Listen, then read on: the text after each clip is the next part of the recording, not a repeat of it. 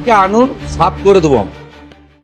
Betting app কাণ্ডে পুনরায় রাজ্যের প্রাক্তন সাংসদ মিমিকে ডাকানো হলো, ডাকিয়েছে ইডি তলব করেছে। অনেকদিন ধরে অভিযোগ আছে হাউসিং এর কেলেঙ্কারি, সম্ভবত আমার জানা নেই, যেটা 1-1.5 বছর আগেই তো সামনে এসেছে।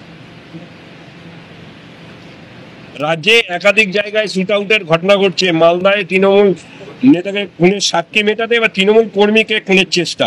মালদায় ইংরেজবাজারে আইন শৃঙ্খলা নেই, তাই হচ্ছে। আর পূর্ব মেদিনীপুরে পাঁশকুড়ায় শিক্ষক চাকরি হারিয়ে মানসিক চাপে সহ্য করতে না পেরে সন্তোষ মন্ডল, সন্তোষ মন্ডল। তো দুঃখজনক। সুবল সোরেনের পরে আরেকটা দুঃখজনক ঘটনা। এর জন্য মমতা ব্যানার্জি, আমি কালকে দেখছিলাম শিক্ষামন্ত্রী এই এসএসসির সুপ্রিম কোর্টের নির্দেশে 9 বছর পরে যে পরীক্ষা হলো তার ক্রেডিট মুখ্যমন্ত্রীকে দিচ্ছিলেন। ক্রেডিট যদি দেন 2016 সালে তো এই মুখ্যমন্ত্রী ছিল, ক্রেডিটটাও তো তাকে দিতে হবে। ঝাড়খণ্ডে আবার বাঙালি শ্রমিক, সন্দেশখালী শ্রমিক আক্রান্ত হয়েছে। খোঁজ নিয়ে দেখবো, সব অধিকাংশই ভুয়া প্রচার।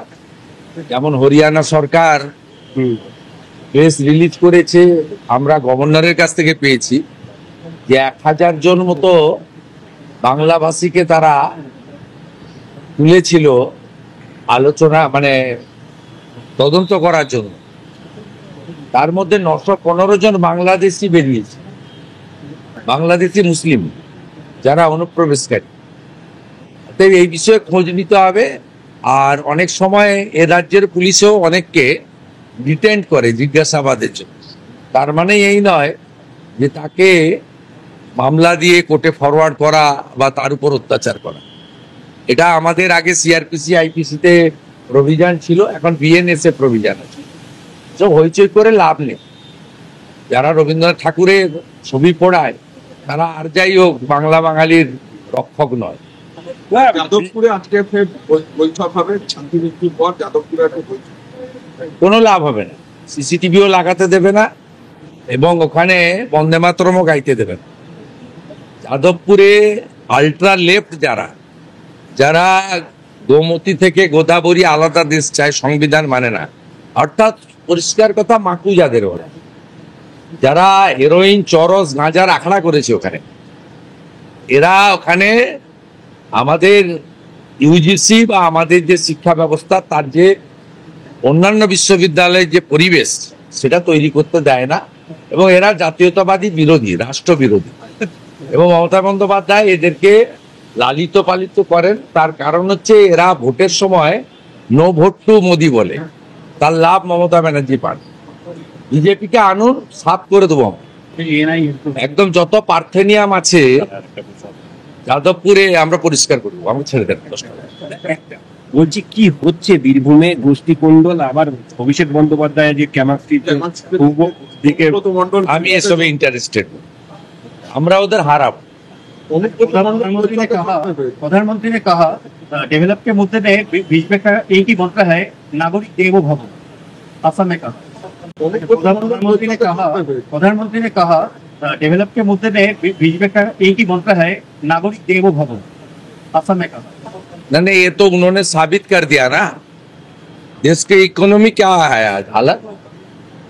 2014 में 12th प्लेस था, अभी तो 4th प्लेस में चल रहा है। कुछ दिन के अंदर हमारी देश 3rd प्लेस में आ जाएगा इकोनॉमिकली। हमारी जो सामरिक शक्ति में हम लोग तो साबित कर दिया। 100 किलोमीटर अंदर घुस के एयरफोर्स ने मासूद अजहर को, पूरा उनका फैमिली को नाम निशान मिटा दिया।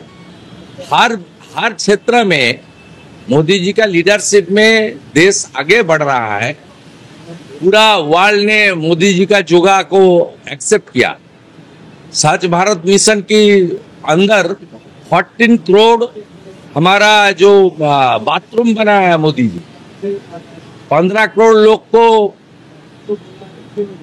ये आपका आवास से लेकर दूसरा जो बेनिफिट है सब सीधा मिल रहा है। आयुष्मान भारत मिल रहा है 50 करोड़ लोग को।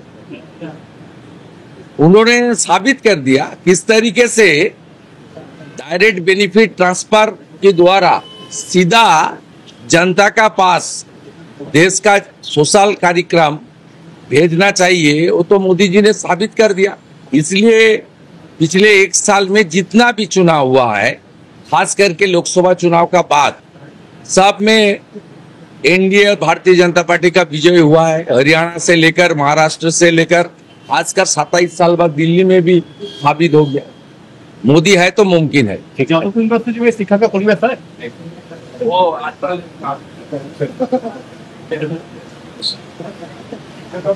আরো ভালো ভালো খবর দেখতে সাবস্ক্রাইব করুন বাংলা হান্টের ইউটিউব চ্যানেল।